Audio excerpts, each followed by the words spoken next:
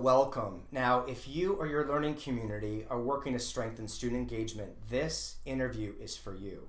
I'm confident it's not only going to help you think about student engagement in a new way, but you'll have additional tools to support consistent and effective teaching for every student in every classroom. Now, Dana Kerford is a teacher, a friendship expert, and the founder of URSTRONG, a program that runs around the world, helping students strengthen their friendships and helping to support schools create a culture centered on respect and kindness. How great is this? So I can't wait for you to meet her.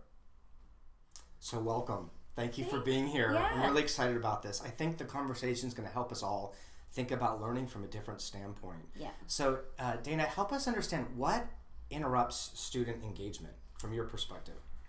Yeah, for sure. So I found with my students actually when I was teaching that the one thing that they seemed to not be able to kind of overcome were friendship issues in the classroom, and I'd really see my students struggling in their friendships, not knowing how to put out those friendship fires, as we call them, and consequently not listen to anything that I was trying to teach them.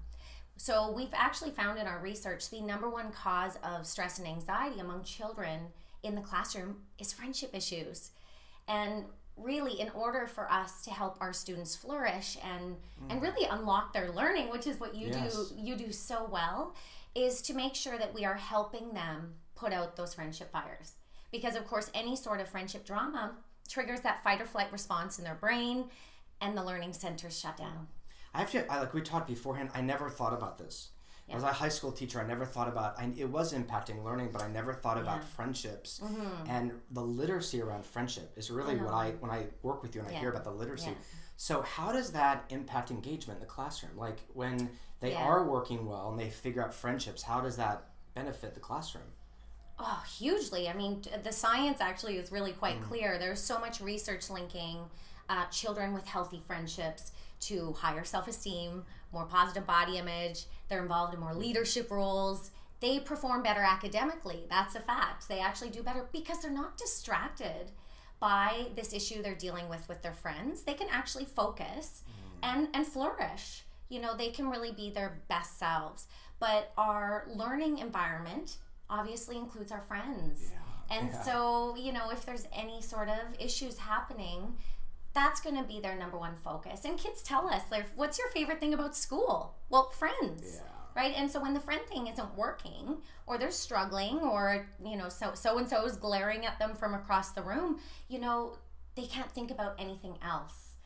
So when we really take the time to help our students develop those deep, meaningful, healthy friendships and relationships, they're going to perform better for us in the classroom.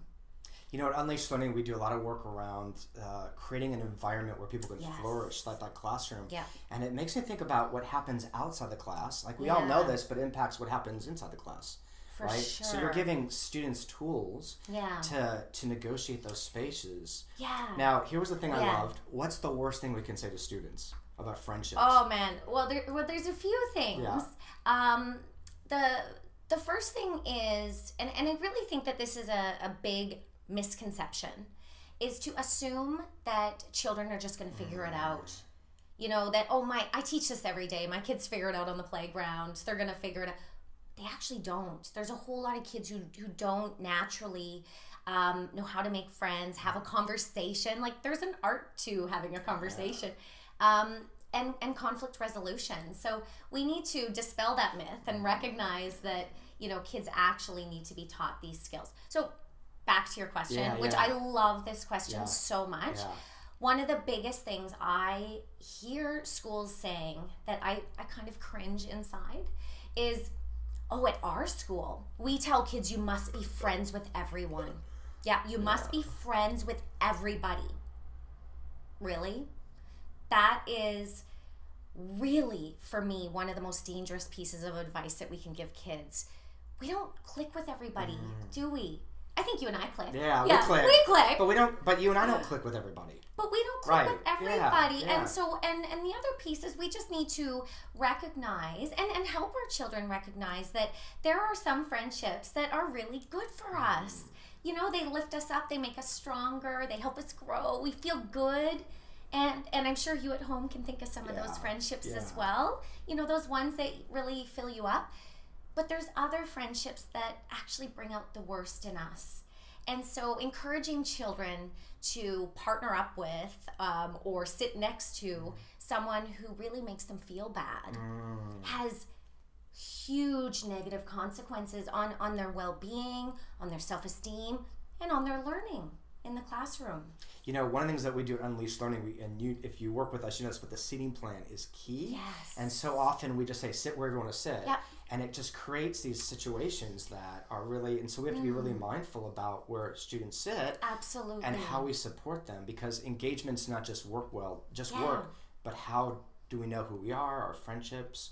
Yeah. So what are your top tips? What do you want teachers to know? Like, this is, honestly, I never thought about this. Yeah. And it seems simple, but so profound. Yeah. What do you want us to know as teachers to help us with our students and their friendship circles? Yeah, and I'm glad you mentioned simple but profound, because I actually think that's what you do so well with Unleashed Learning, and that's a big part of our program as well, is keeping it really simple. This friendship stuff can be very messy and complicated easily. And so I think my first major tip is for teachers and parents to recognize that this isn't natural for all kids. Yeah. So we need to remember that children need to be taught this stuff step by step. So we need to also, and then a big part of our program is using kid language for kids' problems. And I see that happening all the time. We're using big adult scary words for kids' issues. We want to keep it kid-friendly, so we talk about friendship fires. We talk to the kids about, you know, what kinds of things will make those friendship fires bigger? And they're really good at knowing that. You know, gossiping with your friends or getting other people on your side. Is that going to make the fire bigger or small? Or, bigger. They know that. So we want to use kid-friendly language. We talk about the friendometer, so visuals, and I know you talk about that in Unleashed Learning, this idea of lifting the weights and are they surrounded by it? Yeah. You know, we want them to see those visual representations, so we talk about the friendometer. We get the kids to use a friendometer on their fingers. Yeah. You know, healthy zone, unhealthy zone, what does that look like? And then, this is really important, but I need teachers to really remember that kids need time to put out those friendship fires. And if you allow them that time and that space to put out their fires, they're going to resume class ready to learn. It's empowering. Yeah. You've got tools to empower yourself. And one of the things what I heard you say was the language that connects to the students. Absolutely. And I know you work with primary and middle years, but it connects to high school, because I see it all the time. So language that connects to them. Yeah. You surround them with it, which is what we do at Unleashed Learning. You've got great tools that surround them with it. And you give them ways to understand what is going to support them. Yeah. And I love the term URSTRONG, to thrive in these environments. And that's really it. It's actually kind of funny, because we, in our program, we get the kids to do a pre-assessment and post-assessment. That's what we, one of the ways we measure the impact. One of the questions we ask the kids is, do you believe that your parents and teachers should solve your problems for you? Wow. Over 60% of kids prior to URSTRONG say yes. Wow. Absolutely. They believe, you know, that my teacher should resolve all my problems. We want to empower kids to manage those situations on their own. Mom and dad aren't always there. Our teachers are not always there. So we want to give them the skills to create healthy friendships, healthy relationships, manage conflict in a way that respects themselves and the people around them. That's what lifting the weights is. Exactly. Because we're passing it over to them so that they are embodied. It's sticking with them rather than delivering. It's sticking. Totally. Right. And you also talk about in Unleashed Learning, making it meaningful for them, connecting to them, their stories, what makes it real for them.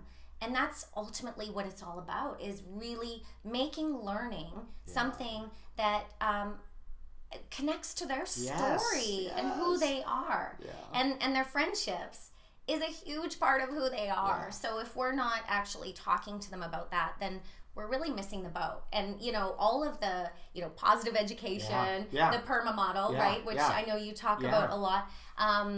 But all of the mental health models, SEL, social emotional learning, they all talk about relationships. They also talk about it in teaching and learning. So my background with teaching and learning, we talk about the effective filter. So if the filter is too high, and if you work with us, you know that. Oh, yeah. So we're trying to create the environment where it lowers it and I can lean into it. Yeah. So I know we're just running out of time. So this is what we'd like to do. So cool. There's a lot of stuff here, and what we'd like you to do is this. What is your main takeaway from this? And we'd like you to pop your comments below. Dan and I will both check them out. And while you're there, you can, if you haven't grabbed it, grab your Ultimate Classroom Setup Guide. It's a great way to really build a classroom full of engagement. So check those things out. Yeah. With that in mind, thank you so much. Thank you for what you do around the world for students to empower them. Yeah. And you're helping us as teachers do the job that we love. So yeah, and even it's universal relationship strategies, you know, for our friendships and relationships as well. So teacher well-being. And thank you to you teachers who have taken the time to watch this interview. We want you to be the best that you can absolutely be. See why I wanted you to talk more? Let's keep talking. So we'll see you next time.